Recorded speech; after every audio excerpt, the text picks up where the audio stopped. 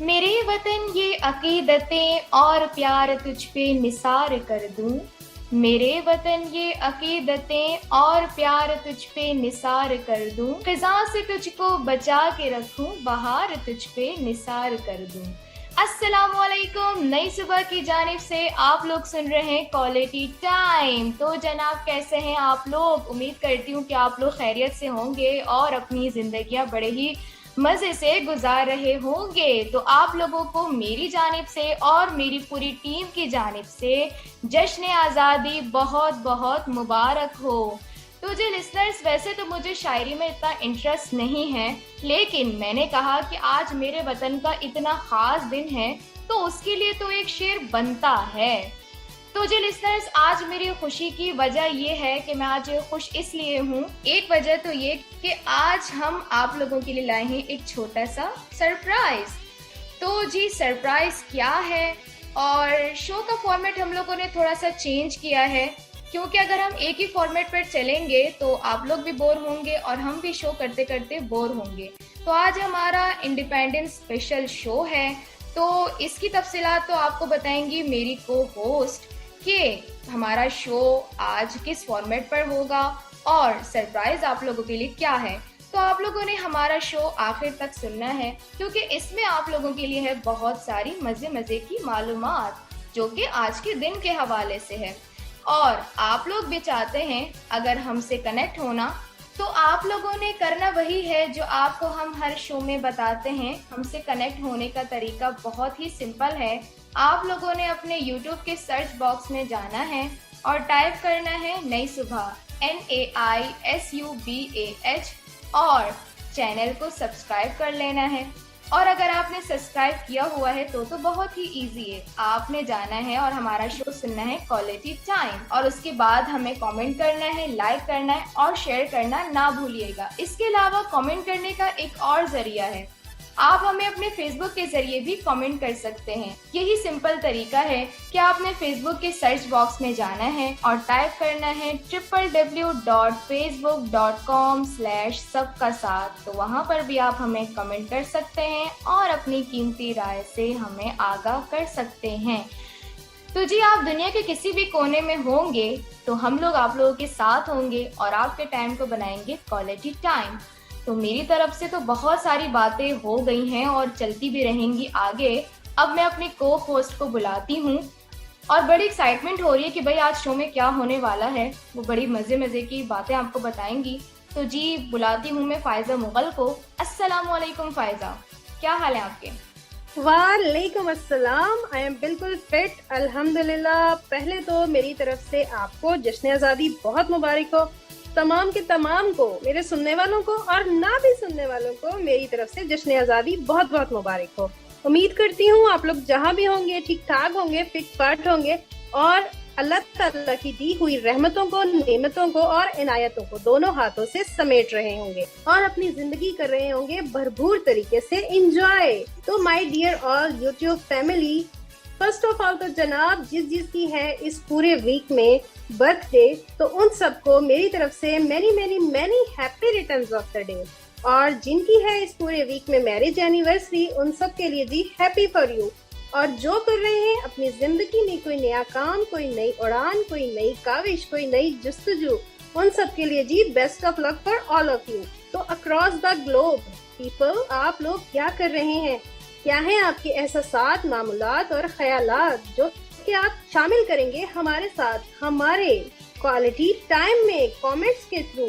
तो चलिए चलते हैं अब अपने लवली से फॉर्मेट की जानिब, जहां हम दोनों सुपर डुपर सी आरजेस आप लोगों के लिए सरप्राइज लेकर आई हैं। तो जनाब ये सरप्राइज क्या है? सोचिए सोचिए और दिमाग की बत्ती जलाइए, और अगर नहीं जलती तो टेंशन मत लीजिए, हम हैं ना, हम हैं तो क्या गम है। आज इंडिपेंडेंस डे का स्पेशल शो है जो कि हम प्लान करके आए हैं, और इसमें हम करेंगे आप लोगों के साथ बहुत सारी बातें। और ऐसा कैसे हो सकता है कि हमारा स्पेशल शो हो और हमारे साथ कोई सेलिब्रिटी गेस्ट ना हो। तो आज आप सबके टाइम को क्वालिटी टाइम बनाने के लिए और उस टाइम को एंजॉयबल बनाने के लिए हमने मधु किया है सर यूसुफ साहब को अपने प्रोग्राम में कि वो अपनी लाइफ के एक्सपीरियंस हमारे साथ शेयर करें और हमारे टाइम को बनाएं क्वालिटी टाइम, जिसे आप सुनेंगे YouTube पे। तो जनाब, without wasting any precious moment, हम दावत देते हैं अपने सरप्राइज गेस्ट को कि वो आए और हमारे साथ अपने लाइफ एक्सपीरियंस शेयर करें और हमारी जश्न आज़ादी को और वैल्यूएबल बनाएं। अस्सलाम वालेकुम सर। जी वालेकुम अस्सलाम। आप कैसे हैं जनाब? ठीक ठाक हैं? खैरियत से हैं? अल्हम्दुलिल्लाह सर। जी बिल्कुल जी सर। फर्स्ट ऑफ ऑल तो हमारी पूरी YouTube फैमिली को आप अपना शॉर्ट सा इंट्रो दें। जी जरूर। मैं doctor Yusuf Mughal, assistant professor of history, government associate college Shahkot, district Nankana Sahib. तो ब्रीफ इंट्रोडक्शन है, यही है। मतलब मेन जो मेरा सब्जेक्ट है वो हिस्ट्री है, तो इस लिहाज से ये आप लोगों के लिए ज़्यादा बेहतर होगा, क्योंकि आज़ादी के हवाले से हमारा प्रोग्राम है। तो हम कोशिश करेंगे कि तारीख के कुछ पुराने जो औराक हैं उनके हिसाब से देखें कि क्या हम किस जगह पे खड़े हैं और क्या सूरत हाल है। जी तो सर, सबसे पहले ये बताइए कि इतना वैल्यूएबल सा ओकेजन है, तो बताइए जश्न आज़ादी मनाते हैं और कैसे मनाते हैं, और आप आज़ादी का क्या मफ़हूम लेते हैं? देखिए, आज़ादी की जो डेफिनेशन है वो मुख्तलिफ लोगों के नज़दीक मुख्तलिफ है। कुछ लोग जो हैं जो वाकई एक कौम में रहते हैं, जो कौमें हैं, वो तो आज़ादी से मुराद ये लेती हैं कि वो अपनी कौम के जो मामलात हैं उसको बेहतर तरीके से चलाने की कोशिश करते हैं। जहाँ तक अगर आप वैसे उसकी जो कदर पूछनी है तो वो दो हमारी जो मुस्लिम ममालिक हैं, जैसे कश्मीर की रियासत है या फ़लस्तीन का मुल्क है, वहाँ पे बिल्कुल लोगों को आज़ादी नहीं है। और आप जैसे अब हम जैसे आज़ादी मना रहे हैं तो हम अपनी मर्जी से घूमते फिरते हैं, अपने घरों को सजाते हैं, अपने इर्द गिर्द की चीज़ों को डेकोरेट करते हैं, लेकिन अनफॉर्चुनेटली ये लोग जो हैं वो चीज़ें हासिल नहीं कर सकते। तो हमारे नज़दीक जो है वो यही है कि एक खुशी, एक जोश, एक वलवला, एक जज्बा जिसमें हम अपने मुल्क को जो है वो अच्छे तरीके से सजा सकें। तो सर, यहाँ मैं आपसे ये पूछना चाहूंगी कि अगर आज़ादी की डेफिनेशन आप एक सेंटेंस में दें तो वो क्या होगी हमारी पूरी YouTube फैमिली को? तो आप अपनी मर्जी से जो है वो अपना जो काम सर अंजाम दे सकते हैं। कोई आप पे जो है वो ज्यादा पाबंदी नहीं होगी, कोई सख्ती नहीं होती। इसका मतलब है कि आप अपने आराम से मामलात सर अंजाम दे सकते हैं। सिंपल तरीका, ये सिंपल मीनिंग जो है वो आज़ादी का यही आप कह सकते हैं। ज़बरदस्त सर, आपने बहुत अच्छा हमें आज़ादी का मतलब बताया है। अच्छा, मुझे ये बताइएगा आप कि अपनी लाइफ का कोई ऐसा वाक़या आप हमें बताएं कि जिसमें आपको लगा हो कि आज़ादी जो है वो वाकई एक नेमत है। देखिए, ये कोई 4-5 साल पहले की बात है। उस वक्त हम यूनिवर्सिटी में थे और यूनिवर्सिटी में हम लोग जा रहे थे एक सफ़र पे। तो वहाँ पे हमने देखा कि एक आदमी के पास थे 2 जानवर या परिंदे कह लें। उसने जो है वो उनको बड़ी सख्ती से जो है वो बांधा हुआ था, यानी एक रस्सी के साथ। तो हमारे एक दोस्त थे, उन्होंने उससे रिक्वेस्ट की कि यार ये आप इस तरह करें ना, इनको छोड़ दें। उसने कहा जी आप हमें इतने पैसे दे दें तो हम इसको छोड़ देते हैं। हमने कहा ठीक है यार, चलो। दोनों ने मिलकर उसको कर दिए। जैसे ही हमने उनको छोड़ा, वो यकीन करें जब उड़े हैं तो हमारी खुशी की इंतहा नहीं रही कि देखें कि आप एक जानवर को आप बांध के रख रहे हैं, परिंदों को बांध के रख रहे हैं, तो एक आम अगर आप इंसानों पे इस तरह जुल्म करेंगे तो उन पे क्या गुजरेगी। तो वो हमें आज तक हम लोग उसको याद करते हैं। तो फिर हम ये कदर करते हैं कि आज़ादी वाकई बहुत बड़ी नेमत है। इजीली जो है वो परिंदों को आज़ादी मिली ना, जैसे ही वो आज़ाद हुए तो वो उड़ गए, उनको कोई परेशानी नहीं हुई, खुशी से वो खुश हुए, झूमे। तो यही सबसे बड़ा एक इवेंट है जो मुझे याद है अभी भी।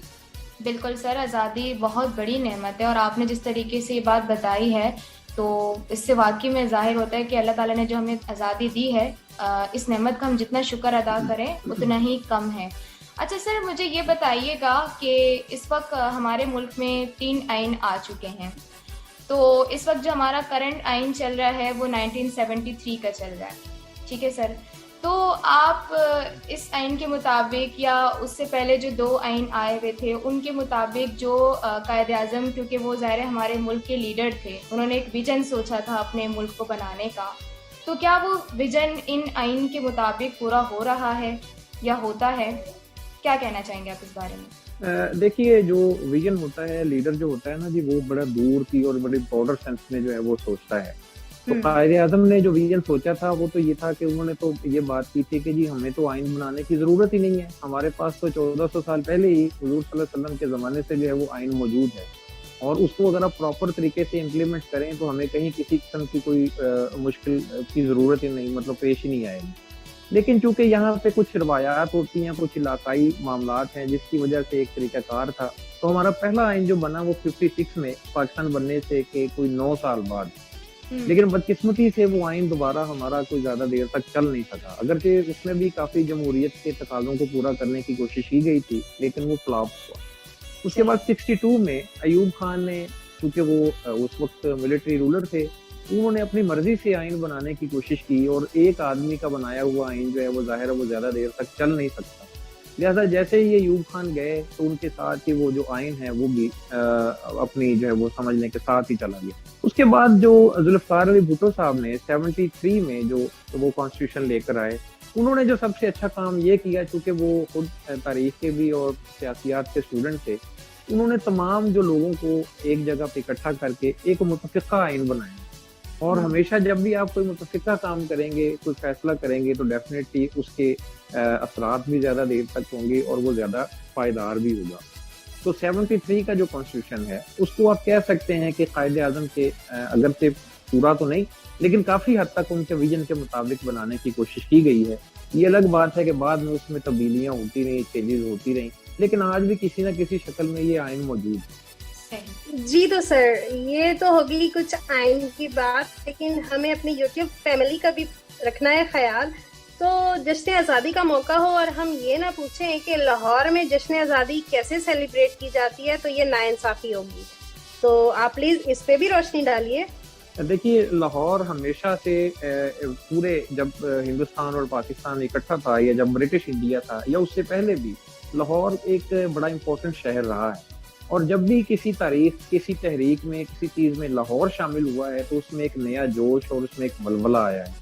यही वजह है कि जब पाकिस्तान की तहरीक में भी लाहौर ने शमूलियत इख्तियार की, तो यहाँ के लोगों के जज्बे की वजह से, जोश की वजह से भरपूर तरीके से जो है वो इन लोगों ने अपनी तहरीक चलाई। तो जश्न आज़ादी के दिन भी जो है वो लाहौर वाले क्या करते हैं जनाब, हर चीज को डेकोरेट करते हैं, अपने घरों को, इवन अपने रिक्शाज को। किसी के पास साइकिल है तो वो भी, इवन किसी के पास अगर गधा गाड़ी है तो उसने भी वहां पे जो है वो उसको डेकोरेट किया हुआ है अपने अपने अंदाज में। तो वहाँ लोगों के अंदर जो सबसे बड़ी जो है वो ये कि लाहौर के अंदर थ्रिल लोगों के अंदर मौजूद है, और वो हमेशा एक्साइटमेंट जो है उसको पसंद करते हैं। खा किसी भी किस्म का कोई इवेंट हो तो वो भरपूर तरीके से उसको सेलिब्रेट करते हैं। तो आज़ादी को तो वो फिर जाहिरी बात है, बहुत बड़ी बात है। और फिर क्योंकि मीनार पाकिस्तान वहाँ है और भी इस तरह की बहुत सारी बिल्डिंग्स वहाँ पे, तो उनको वो भरपूर डेकोरेट करते हैं, चरागा करते हैं, दिए जलाते हैं, और उसके अलावा फिर उसको भरपूर तरीके से मतलब सेलिब्रेट करते हैं। जी तो यूसुफ साहब, मेरा आपसे सेकंड क्वेश्चन ये है कि क़याम पाकिस्तान से पहले के मुसलमानों के हालात और क़याम पाकिस्तान के बाद के मुसलमानों के हालात में कुछ तब्दीली देखते हैं आप? देखिए, क़याम पाकिस्तान से पहले जो मुसलमान थे ना, उनके अंदर एक जोश था, उनके पास एक टारगेट था कि हमने पाकिस्तान बनाना है। तो वो सारे लोग जो थे वो यूनाइटेड थे कायदे आज़म के लीडरशिप के अंडर, और सब लोग जो हैं वो एक टारगेट के साथ, एक गोल के साथ काम कर रहे थे। क़याम पाकिस्तान के बाद बदकिस्मती से हमारे गोल तब्दील हो गए। किसी ने कहा जी मैंने जनाब अपना सिंध को जो है वो नया पाकिस्तान बनाना है, किसी ने कहा मैंने जो है जनाब कराची को पाकिस्तान का कैपिटल बनाना है। यानी हर आदमी जो है वो अपनी अपनी डायरेक्शन पे चल निकला। तो ये प्रॉब्लम हुई है जिसकी वजह से जो एक अब जिसको कह सकते हैं कि जो मेन गोल है हमारा, ये जो मेन टारगेट था, वो जो इस्तेहकाम पाकिस्तान का, उससे हम बदकिस्मती से हट गए। सर और देखिए ना, जैसे आज का पाकिस्तान है कि तब्दीली आई, तो आज आप वाकई ये फील करते हैं कि तब्दीली आ गई है?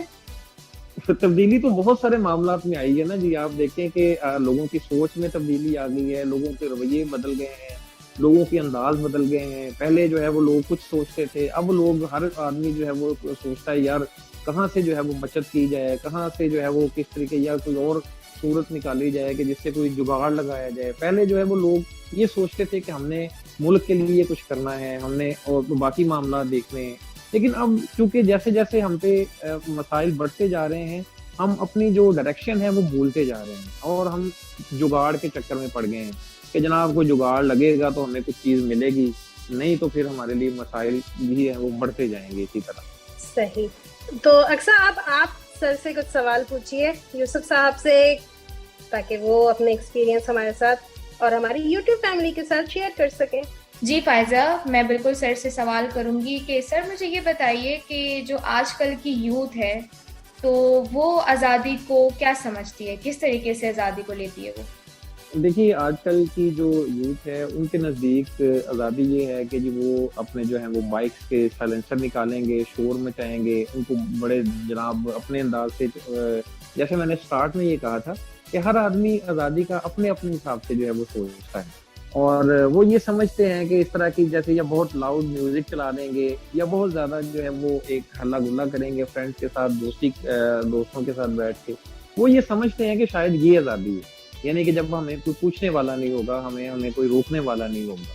बिल्कुल हकीकत है, ऐसा ही होता है कि जब रात को 12 बजे जो है जब 14 अगस्त की रात आती है तो उस टाइम पे ये होता है कि मतलब वो होती तो रात है 13 अगस्त की और आगाज जो है वो दिन का जब होता है तो 12 बजे ही रात में वो ऐसा लगता है कि भाई सुबह हो गई है। इतना शोर शराबा कि जब सुबह हो रही होती है तो हमें जो है वो परिंदों की आवाज़ आ रही होती है, लेकिन जो है वो जब हम रात को 12 बजे देख रहे होते हैं तो हमें बाइकों की और फायरिंगों की और इन सब की हाँ बड़ी जनाब आपको जबरदस्त किस्म की आवाजें सुनाई देती होंगी। बिल्कुल शोर में अपनी आवाज भी सुनाई नहीं देती। वो एक नेशनल एंथम्स भी बज रहे होते हैं और जबरदस्त से सीन वहाँ होते हैं जहाँ पे बाजार सजाए जाते हैं।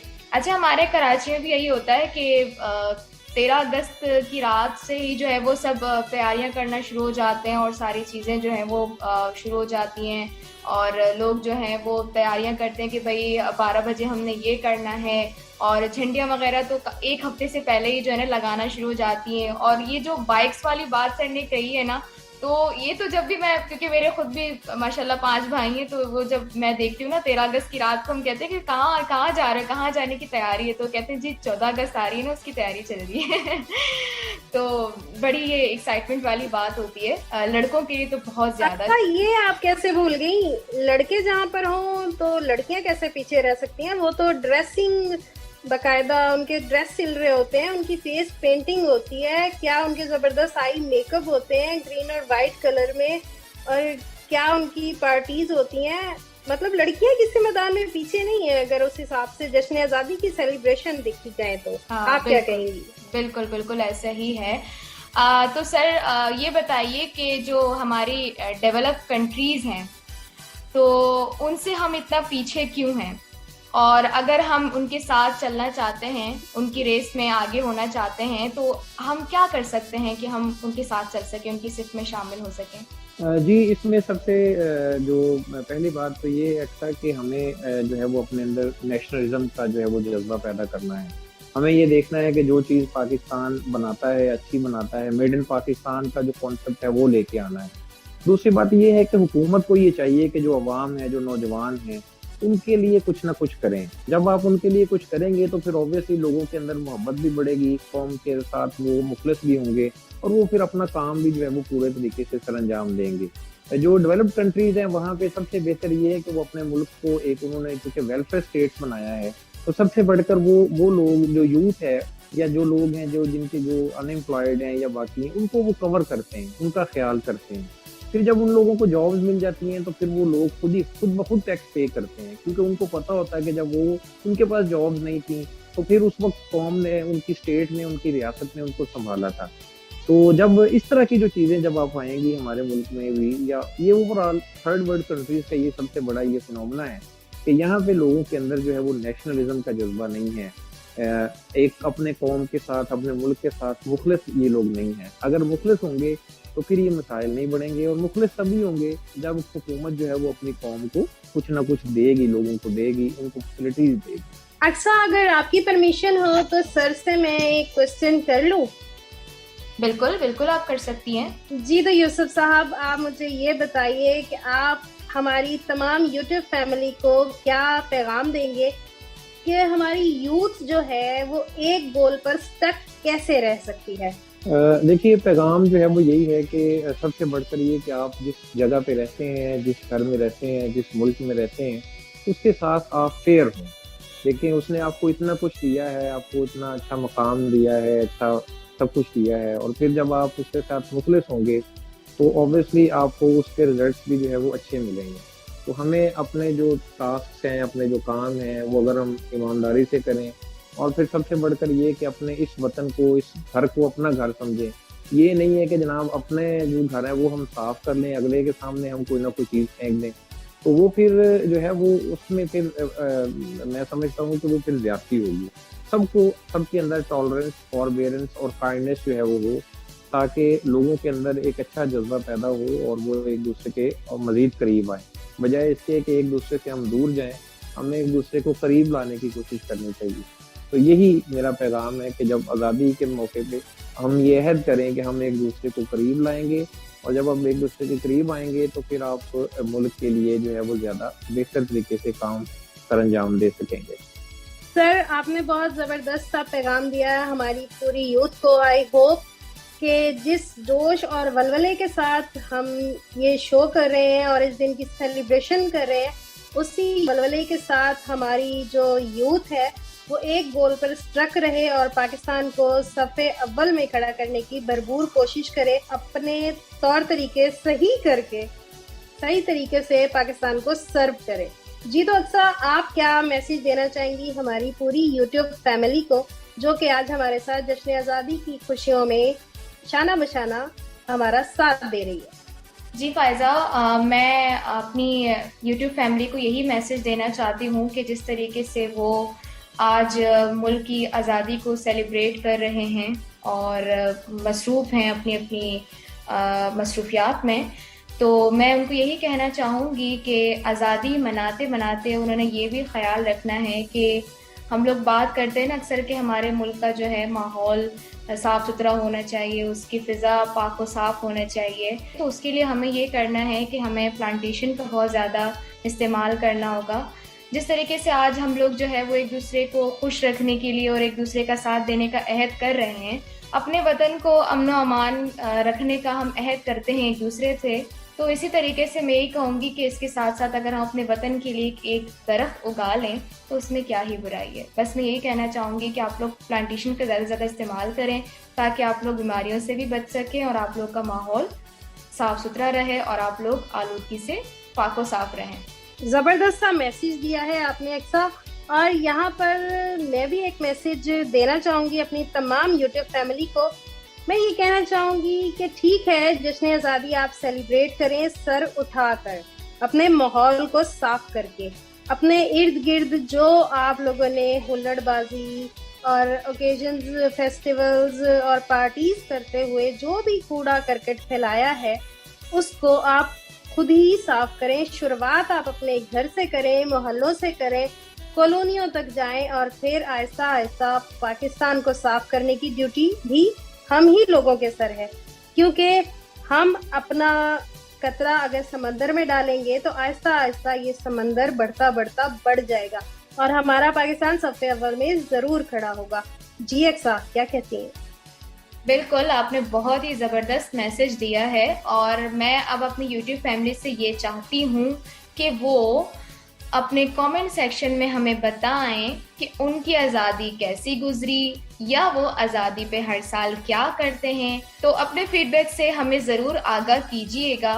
और इसी के साथ हमारे शो का टाइम हुआ चाहता है ख़त्म, और मैं जाते जाते अपने जो गेस्ट हैं उनका बहुत ज़्यादा शुक्रिया अदा करती हूँ कि उन्होंने अपने बहुत ही कीमती वक्त में से हमारे लिए थोड़ा सा टाइम निकाला।